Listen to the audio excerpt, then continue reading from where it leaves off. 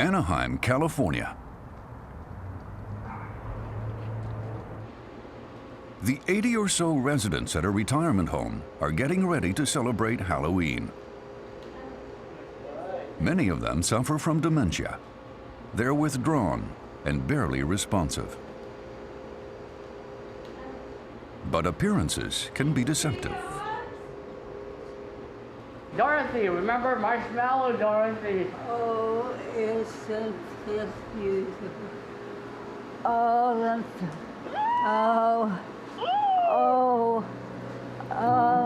that's just beautiful. Oh. The woman had been silent and withdrawn, but she suddenly lights up. She takes the little creature in her arms and hugs it tightly.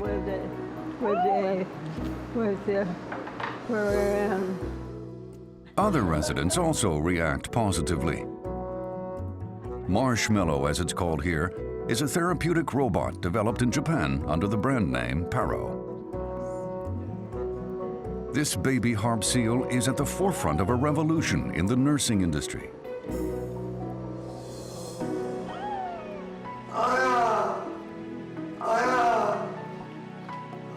This video shot in Italy shows the quieting effect of the seal on a man suffering from dementia.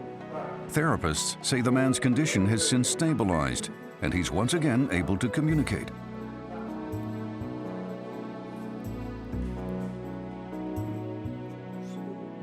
Here's another case in Denmark. This woman used to require $2,500 worth of medication per year to control her wandering.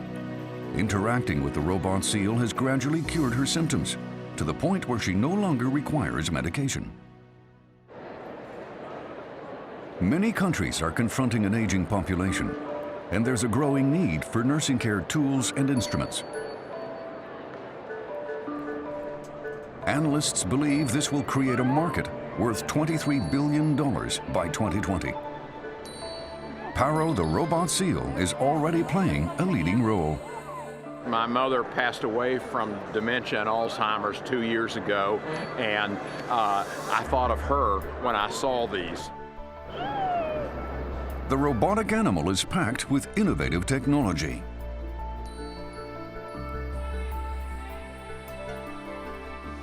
It's at the heart of a research program into artificial intelligence, launched more than 20 years ago to study the interaction between humans and machines.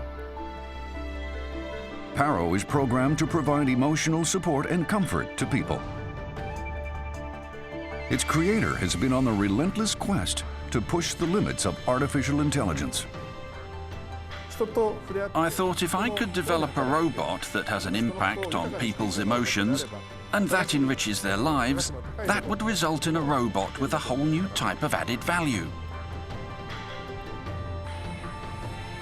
In this edition of JTech, we explore the evolution of a therapeutic robot for the modern age. I'll help you. Oh.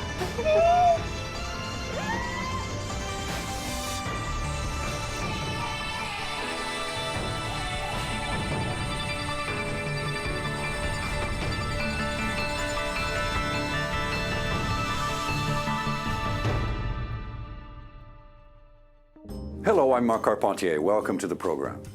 Many countries in the world are confronted with the phenomenon of an aging population.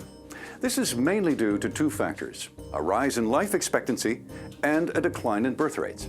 Consider these figures. In the United States, for example, by the year 2050, the population aged 65 and over is projected to be 83.7 million, almost double its estimated population of 43.1 million in 2012. Japan's aging population is growing faster than any other country. In 2006, 20% of its population was over 65. By 2055, it will be 38%. According to the United Nations, people aged 60 and older make up 12.3% of the global population, and by 2050, that number will rise to almost 22%. Aging is a triumph of development. People are living longer because of better nutrition, sanitation, health care, education, and economic well-being.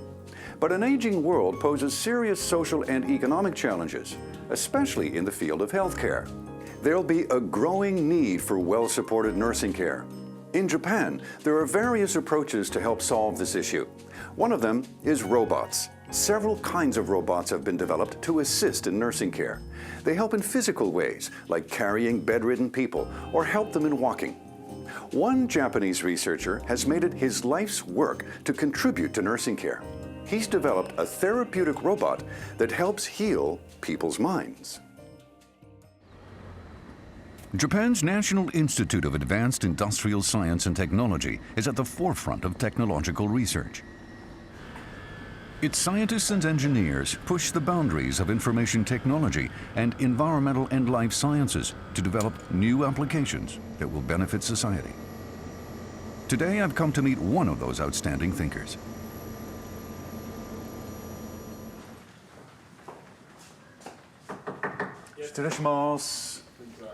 Oh, Shibata-san. Nice to meet you. Nice to meet you. Thank you for having Takanori Shibata works at the Institute's Human Informatics Research Division. He's the proud father of one of the world's cutest interactive robots. So this is the seal robot Paro. Hello, Paro. Yeah, please try. Hello, Paro. Could I hold him to see Yes, please. how he feels Yes. in my arms? Oh, he's not so heavy. You're a cutie. Yes, you are.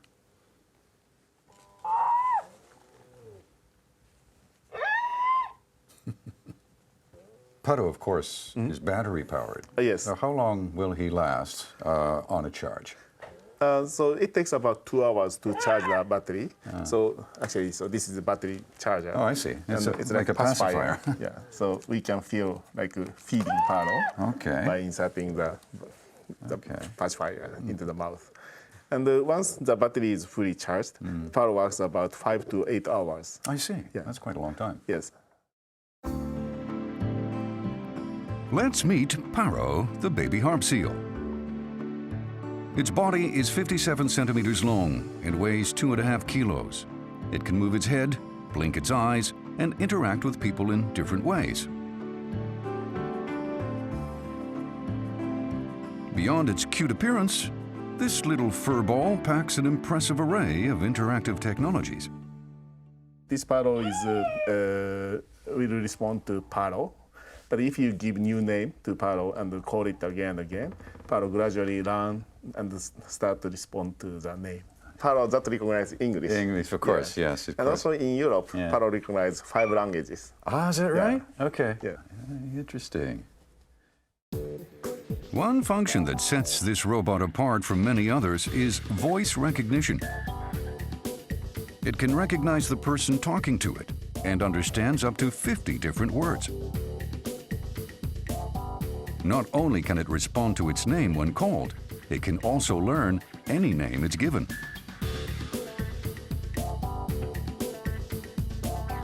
The robot's ability to interact with humans is based on a complex network of sensors.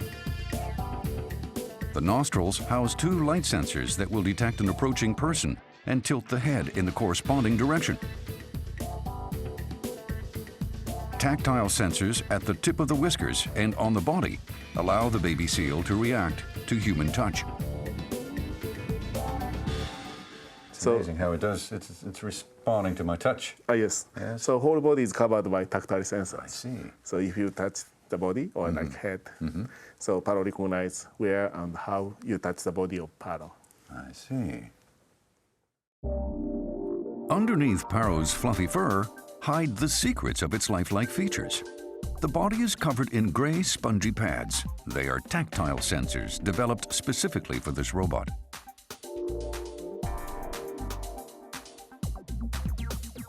The cushioned pads contribute to giving the robot a particularly soft feel.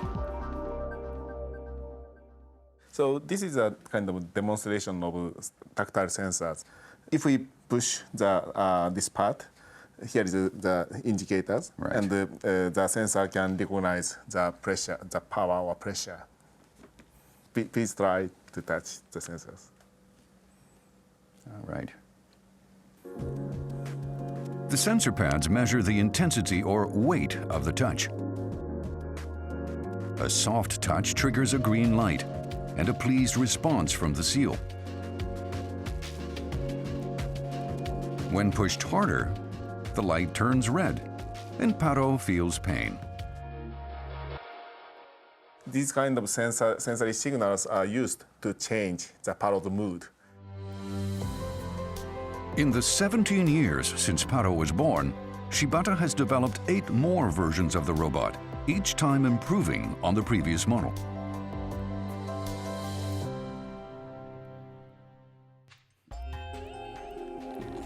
At first glance, Paro is nothing more than a stuffed animal.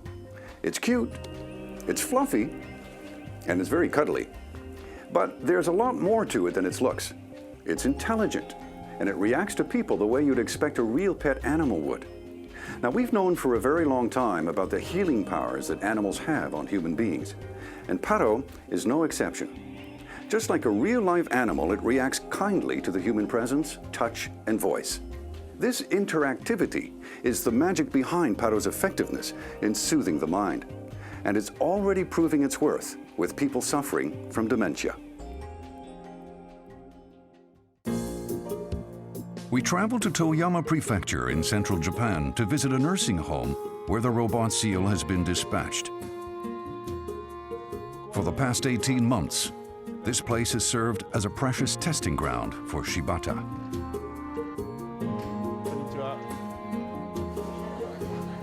The facility provides nursing care for people who were diagnosed with dementia. It offers daycare services as well as short stays. Many of the patients here seem to have established close bonds with the baby seal.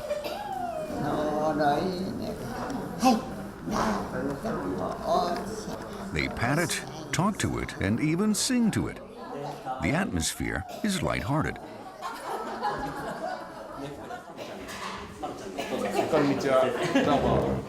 The robot's healing ability is being demonstrated. Among the most spectacular stories of recovery is the case of 81-year-old Sumiko Dokuno. More than anything, he's so cute. There are many Paros around, but this one's nose is a bit different. That's why I think he's the cutest one in all of Japan. ありがとうございます。可愛いでしょ？ね、可愛いですね。It's hard to believe that until recently, Ms. Tokuno's symptoms were so severe she needed constant assistance. Now she's beaming with joy and is self-reliant. Until she met Paro, she was withdrawn and spent most of her time in bed. The first time I saw her, she hardly said a word. But gradually, her old self resurfaced. She felt she needed to protect Paro and was steadfast in its presence. So little by little, her physical condition and her speech improved. More than anything, she regained confidence in herself. Shibata is pleased to see the results. He says the positive impact on people with dementia is undeniable.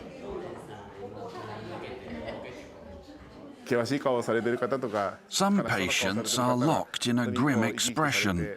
Others look sad. Seeing them come back to life and smile again, witnessing this evolution firsthand really fills me with joy. As we've just seen, the use of Paro as a nursing tool seems to prove effective in raising the quality of life of people suffering from dementia. At the nursing facility in Toyama, studies have shown that time spent with Paro has reduced the degree of dementia behavioral disorder in 6 out of 11 patients. These impressive results are also reflected in studies that are being conducted in the United States, where Paro is being used to treat not only people who suffer from dementia. Livermore, California, about an hour's drive from San Francisco. The city is home to a facility that provides health care for veterans of the U.S. Armed Forces.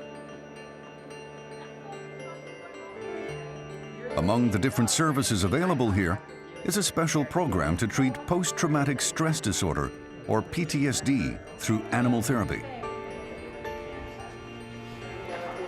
PTSD can make life very difficult for combat veterans. Symptoms include nightmares, flashbacks, panic attacks, and depression. Patman, touch. Yes! PTSD has been described as a growing epidemic in the United States. More than 50,000 former U.S. troops have already been diagnosed. 53-year-old Mark Grundman was a ranger in the U.S. Army. He served 8 years and saw active combat in Lebanon and the Gulf War. He's been suffering from PTSD for more than 20 years. When I go through depression or symptoms of my PTSD, she comes and she gets close and she comforts me. She will sit and sleep next to my bed, or she will lay with her head on my feet, and it relaxes me. One problem with animal therapy is that it becomes more difficult with elderly patients because of their limited physical mobility. PTSD can also lead to other problems. An official study has found that veterans diagnosed with the disorder are almost twice as likely to develop Alzheimer's or dementia later in life than veterans without PTSD.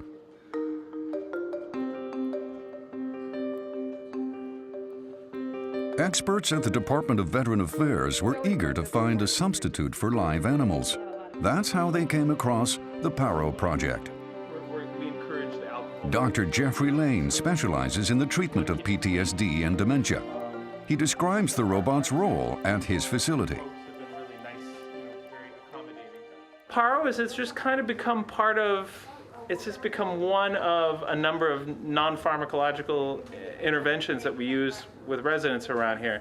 And staff kind of are, I mean, obviously we have pills that we give our residents to help them calm down and help them with pain and all that. But staff, all of us are have a lot of pressure, and rightfully so, to try and avoid using medications where possible and use, non-medication alternatives. Therapists at the facility undertook a 10-month study to investigate the effectiveness of Paro. 14 patients were observed during 40 sessions with the robot. The patients' changes in behavior were recorded. They were then correlated with adjustments in the dosage of medication they were taking for pain or mental instability. She's talking to you. She's soft, isn't she? Yeah. Hi, baby. 85-year-old Nicholas Georgiantis served 4 years in the U.S. Army during the Korean War. He suffered from PTSD over a long period of time and eventually developed dementia. He arrived at the center about 6 months ago and is undergoing therapy with Paro. Remember when we brought her to your room before? You like to pet her? Because he opens. Yeah. She opens and closes her eyes. Because she's looking at you. The bedridden veteran usually shows very little signs of activity, but when presented with Paro, he perks up. The baby seal draws positive responses from other patients who spend time with it. Can I put her on your lap? Even when patients understand this is no live creature, they seem overwhelmed by its sheer cuteness and soft, cuddly feel. Looking at you. For now, patient interaction with the robot is limited to 30 minutes per session. Dr. Lane and his team are planning to gradually increase the duration of the sessions to see if that will lead to even better results. I think I'm in love. Yeah. The 10-month study concluded that the robotic seal had a positive impact on the patient's behavior and mood.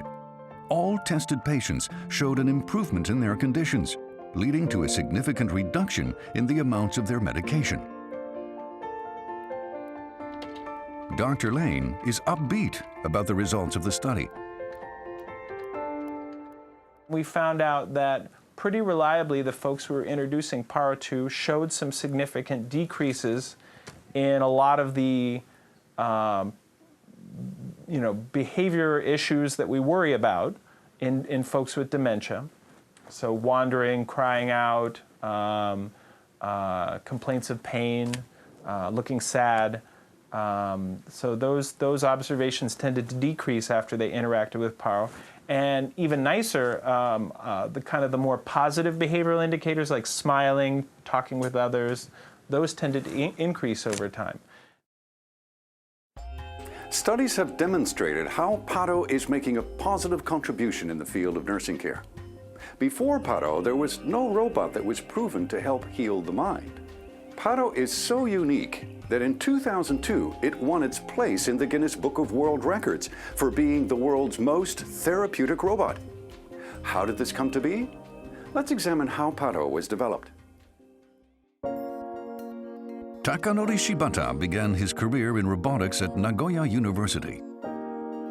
At the age of 25, he became the youngest Japanese ever to acquire a PhD.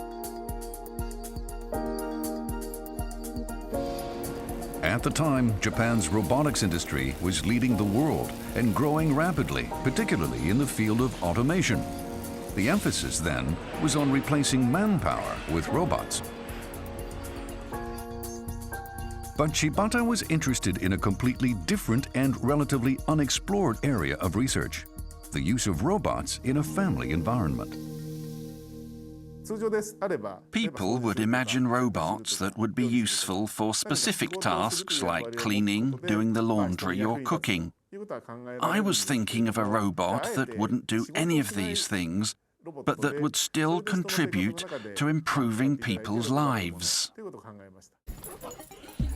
That's when the concept of a pet robot occurred to Shibata. He thought such a companion could help heal people's hearts and minds, like cats and dogs. At the time, nobody had envisioned that a robot could play such a role and provide people with emotional support. People didn't understand me. They thought, what on earth is he doing? Many thought my research was weird. Not everyone thought Shibata was weird. A prominent researcher named Rodney Brooks from the Massachusetts Institute of Technology sensed Shibata was onto something. Brooks worked at MIT's Artificial Intelligence Laboratory. And like Shibata, he was considered a bit of a maverick.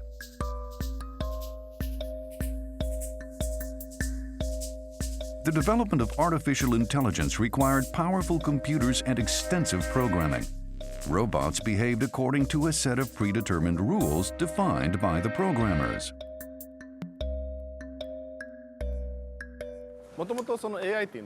The basic concept of AI was based on the rule of A determines B. In other words, if A occurs, then it triggers response B. If A1 occurs, the response is B1, and so on. So a great deal of focus was on these rules and how to define them. A responsive system depended on a comprehensive set of rules defined by humans. The program determined the robot's behavior in very specific situations. Rodney Brooks's approach was radically different. Here's one of his creations, an insect-like robot called Genghis. It was just 35 centimeters long, and its AI incorporated 1,000 times fewer rules than other robots at the time. What distinguished Genghis was its ability to learn from its environment. Using a set of 29 sensors, it was able to make its own rules. When placed on an unfamiliar surface, the robot seemed clumsy and even stupid. But it gradually learned to read the terrain, and its movements became smoother. It eventually was able to maneuver over more complicated terrain.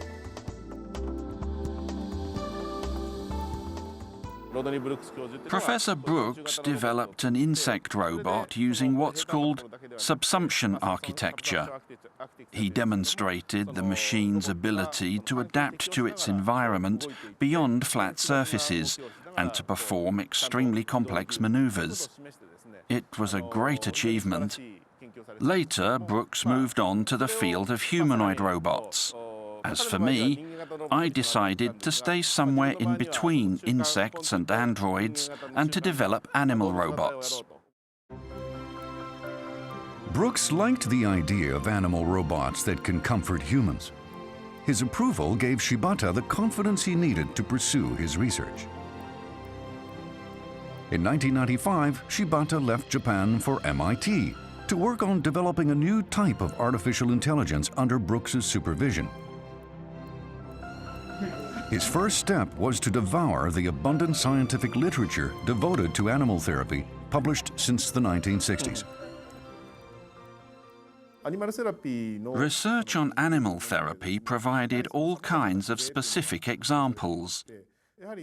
Humans have a kind of natural instinct that, how can I put it, leads them to want to protect babies and children, to devote their attention to them and treat them kindly. Animals, too, can trigger this type of behavior.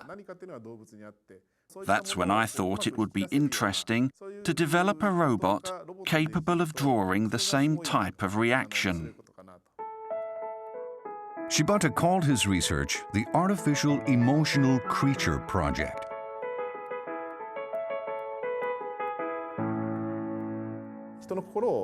The project dealt with people's emotions, so I needed to consider the psychological implications. Rather than build something complicated, I started off with a simple object, a stick. It had only one axis of mobility, using a single motor. It could hardly be considered a robot, but anyway, that's what I built. It was limited to a simple swinging motion, much like a metronome, but it was much more than that. Here's the video of Shibata's first experiment. He combined the swinging stick with the image of a dog to give a specific meaning to the robot's motions. If the tail wags quickly, it conveys the idea that the dog is happy, and if it suddenly stops, it could mean that something has caught the dog's attention. All kinds of interpretations can be derived even from the simple motion of a stick, expressing the feelings of a living creature. Shibata probed further. He connected his device to a keyboard and programmed it to swing faster when the keyboard was stroked. In other terms, linking a person's actions with the motion of the tail widened the scope of interpretation even further. The next step involved covering the keyboard with a soft fabric. The idea was to replicate the feeling we get when stroking a pet.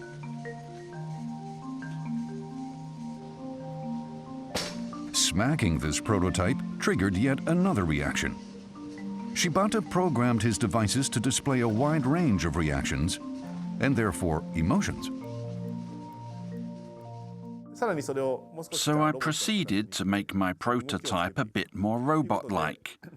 For example, if a person didn't touch it, it would start moving to get more attention, and it would respond differently to a gentle stroke than to a sharp blow. The interactions became more complex. All these functions were already apparent in the swinging stick. It was capable of only one motion, but it could convey all sorts of meanings, like joy, anger, excitement, or surprise. Shibata continued developing other functions he considered essential for an animal robot, such as the ability to see and hear.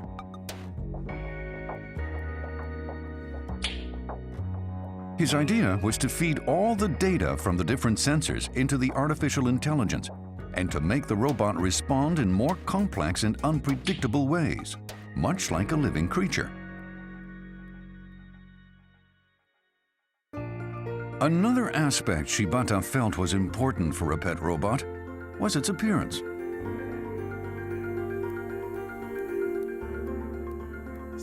I started wondering about how humans would spend time with a robot. I thought about hugging and stroking it on one's lap, or sitting on the sofa with an arm on top of it while watching TV. So I came to imagine a kind of rugby ball-shaped animal with fluffy hair, something both soft and warm. That's when I thought that a baby seal would be the perfect shape.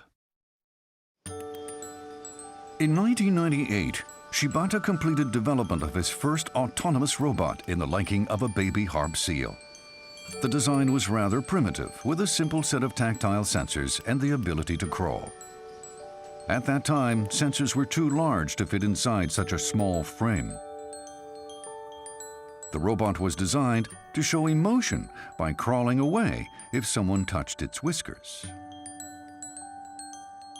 After the first Paro, Shibata worked on modifying the sensors and the robot's other systems and got them to interact with the artificial intelligence.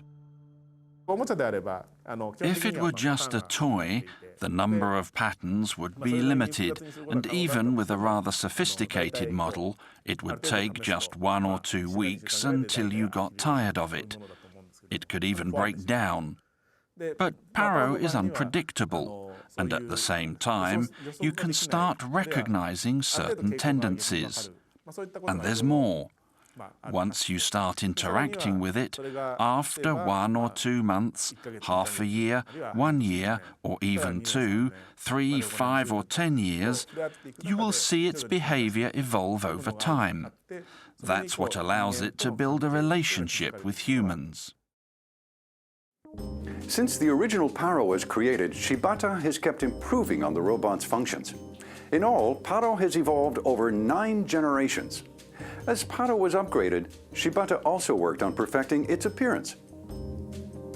The 3rd generation model, for example, was given a fluffier coat. To make Paro more expressive, the 4th generation was fitted with bigger eyes. A set of well-defined eyelashes also contributed to its super cute features. In the next upgrade, Paro was able to raise or lower the corner of its eyes to express anger or sadness. This feature gave the robot a more expressive face.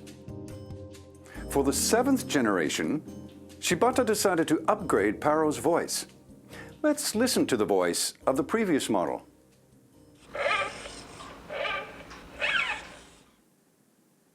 And here's Paro after the upgrade.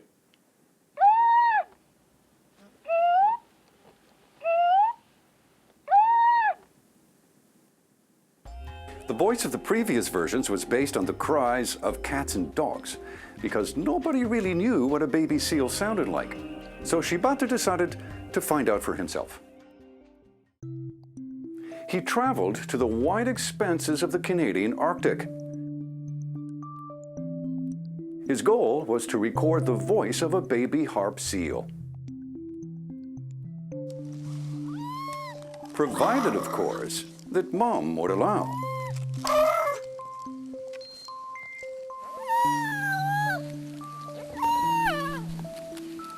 Shibata also used this opportunity to observe the baby seal's morphology and behavior. He returned more determined than ever to make his robot as sweet and adorable as the real thing. Paro was first commercialized in 2005. Since then, more than 3,500 units have been sold in more than 30 countries and regions. Most of them are in the hands of caregivers. Its price of $7,000 makes it a prohibitive expense for most households, but it's expected that the cost of owning one could soon be mitigated with medical insurance coverage. Why is Paro so expensive? Well, there's the development of its artificial intelligence, but it's also stuffed with bespoke technologies that are way beyond what you'd expect to find in a simple toy. Nanto in central Japan's Toyama Prefecture. On the outskirts of the city is the factory where the robot seals are made. Workers here specialize in making automobile parts and other industrial components. One section of the factory is entirely devoted to Paro. Some 10 local manufacturers provide the parts for the robot. Despite its relatively small size and weight, Paro packs an impressive number of parts and functions that give it its seal-like appearance.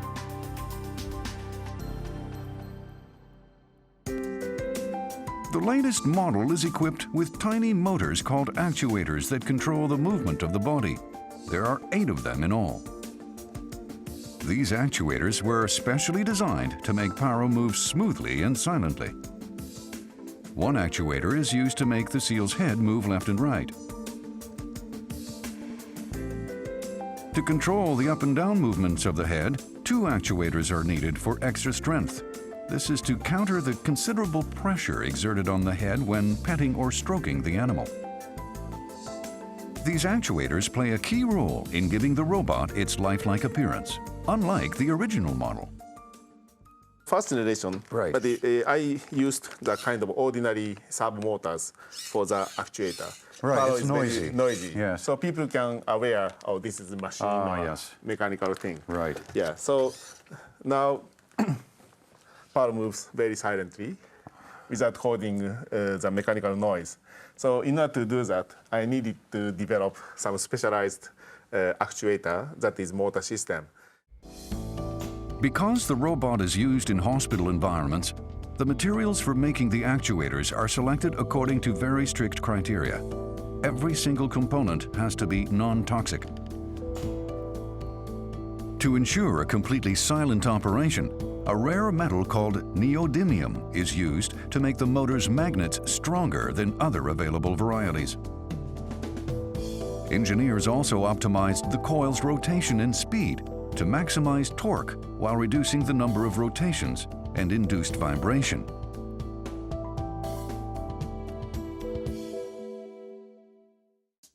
Another major upgrade focused on the tactile sensors under the seal's furry coat. 12 sensor pads cover the robot's body from head to tail. Let's take a closer look at how the sensors work. A soft sponge core is sandwiched between two flexible electrode sheets. When pressure is applied on the pad, the sponge contracts and brings the electrode sheets closer together. The distance between them indicates the degree of pressure. When placed next to each other, the sensors can also map precisely where and how the robot is being touched. So, when, for example, the sensors detect a slight pressure along several locations, the robot interprets this as being stroked gently. The reaction will also vary depending on the frequency of the stroking. The sensor's simple design makes it possible to adapt the shape of the pads to any of the seal's body parts, including its front and rear flippers. Besides the touch pads, Paro is equipped with 5 other types of sensors: sound, light, whiskers. The temperature sensor is a thermostat. It keeps the CPUs from overheating. The robot's operating temperature is about 30 degrees Celsius. The heat generated by the CPUs makes it feel warm to those who cuddle it, like a live animal would. The attitude sensor detects orientation relative to the environment, so the robot knows, for example, if it's lying flat or being held vertically. The light sensors in the nostrils detect the presence of people and whether they're approaching or moving away. Paro will turn its head in that direction. The sound sensors are paired with the AI's voice recognition system to identify who is speaking to Paro. The network of sensors and actuators that make up the basic structure are controlled by a series of electronic circuit boards. There are 10 of them in total, each mounted with its own processing unit or CPU. Each CPU collects data from the sensors and can independently signal a response. The CPUs are also interconnected in what's called a parallel distribution network, in which data from the sensors are shared among all the CPUs. The main CPU is located in the center of the body. It gathers data from all the CPUs. It then feeds that data to the AI interface programmed into the main CPU. The AI determines and controls the robot's movements in one continuous sequence. The motherboard that houses the main CPU in the AI can be called the robot's brain. It's a highly specialized component designed specifically for Paro. The company that manufactures it is a maker of complex components for hybrid automobile engines. Paro looks pretty simple, but in fact it's a very complex robot. This component houses the functions of a whole computer from a few years ago. To limit the size as much as possible, we used the smallest available components. But because there are so many, and they all need to be connected to each other, the surface of the board wasn't big enough. So this board is actually made of 6 different layers. To fit all those components, more than 200 of them, onto the small motherboard, 6 ultra-thin circuit boards are sandwiched together. Another important feature of the robot is its artificial fur. Here's the naked skeleton, and here's what it looks like with the outer skin. Now the hairs have to be trimmed with the greatest care. Only then will Paro's facial expression appear. The hair trimming is conducted with utmost care and attention, just as it would be on a real pet. It's not an easy task. How long does it take? About an hour and a half per robot. One of the merits of manual trimming is that each Paro ends up with a slightly different expression. The artificial fur is made of a special kind of material. It's antibacterial. The fibers are treated with a bactericide compound made of silver ions. The fur effectively kills germs. It's the most expensive part of the robot.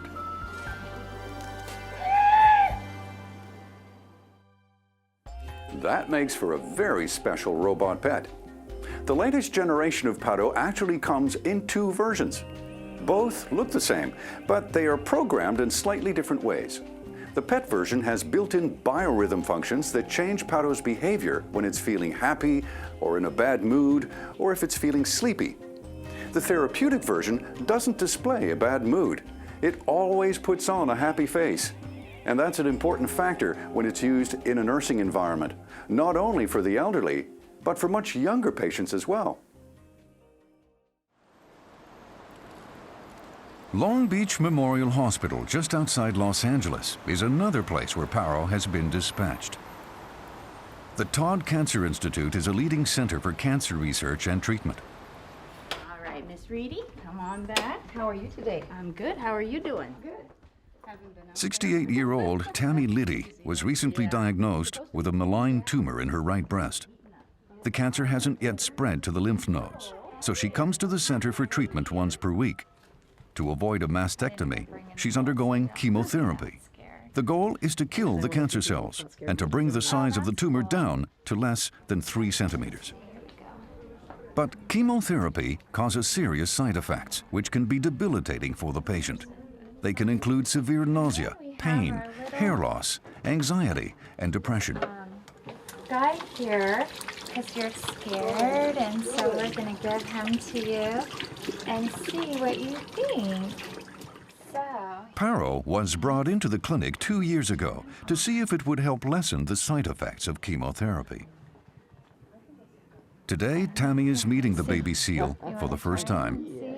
Oh, look, there he goes. Oh, he likes you. That's funny. He is so cute. Look at that face. That's funny. Tammy can't resist the robot's charm. He's not looking at me now. Her mood remains positive, and she doesn't seem to be suffering from the treatment. Hi, baby. Oh, there he goes. There he goes. Yeah. He's pretty amazing, isn't he? Yeah, that is pretty cool. Makes you feel more comfortable and something else to give your attention to instead of the... Yes, I see you. And you can't help but start forgetting that he's not real. The hospital is now considering expanding the use of Paro beyond treatments for breast cancer patients it's begun gathering data on how children and other cancer patients respond to the robot. Researchers in the United States are exploring other potential uses for the robot seal. Shibata is on his way to a boarding school near Boston. He's been invited to see how his invention there is being used. The Boston Higashi School specializes in the education of autistic children and young adults. Hello.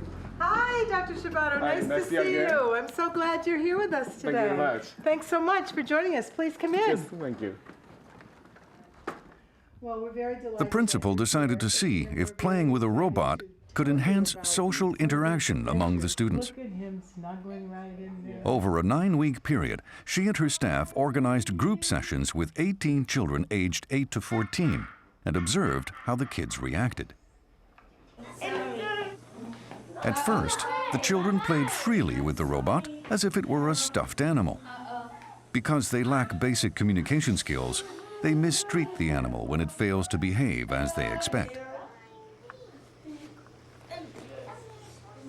During the 5th session, a therapist explained how to interact with Paro. Some children thought it was alive and were frightened of it. But little by little, their behavior started to evolve.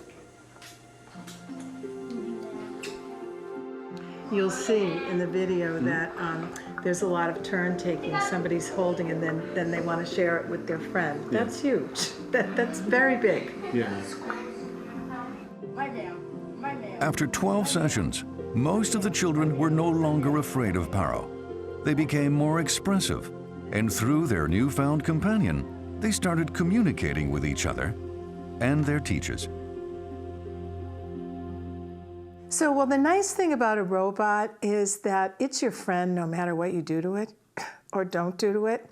So it's not threatening for our students. You know, oftentimes students with autism especially will struggle with socialization and they make a mistake. A person may avoid them because the last time they were together, maybe they didn't speak to them, maybe they slapped them. But with Paro is very forgiving, and Paro always gives everybody a second and third chance. Although we are living in an aging society in which technology will be playing an ever-growing role in our daily lives, we can't help but worry what the world will be like tomorrow. It's scary to think about it. Will it be like what some science fiction writers have imagined? Will we be living in a dystopian society in which humans will be ruled by machines? Will self-replicating androids have their own agenda under the guise of protecting us from self-annihilation? But if the world turns out to be anything like what Shibata imagines it to be, we need not worry. The robots of the future will be kind, loving, and healing to us humans. And that's a comforting thought. I'm Marc Carpentier. Thanks for watching. I'll see you again on the next edition of JTech Innovation and Evolution. Bye for now.